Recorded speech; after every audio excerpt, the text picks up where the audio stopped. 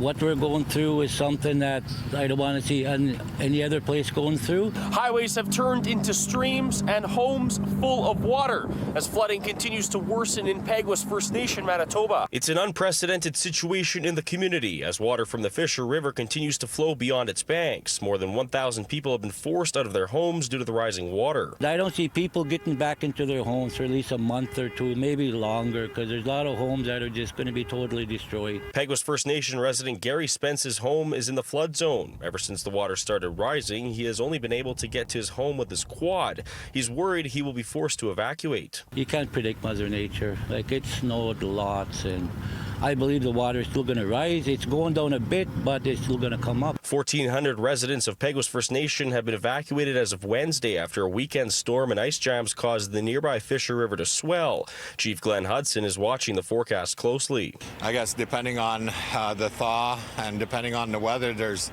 some rain forecasted in the near couple days, and that's something we need to continue with our flood fighting efforts.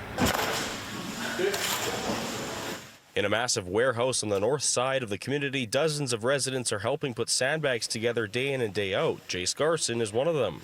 We're saving Peguis here and we're saving the communities. Garson has been living in Peguis his entire life and has never seen anything like this before. He has been sandbagging for 6 days in a row and will continue to do so until the flooding stops. We hope that the water goes down pretty soon and all the ones that with the families and that come back home, and we really want the community back to be safe. Just down the road, fire and rescue crews are working hard to keep residents safe. STEFAN, ZUEFF, ambulance superintendent in Peguis First Nation, says the situation is changing hour by hour. It's also harder and it takes more resources to respond to each of these individual emergencies because of how hard it is to get around. Spence says no matter how bad the situation is right now, the community will get through it together. We're succeeding right now. Everybody's pitching in with each other and doing good, and that's one good thing about, one of the main things about Peguis is that we all take care of each other. Chief HUDSON says he expects more residents will need to evacuate over the next few days.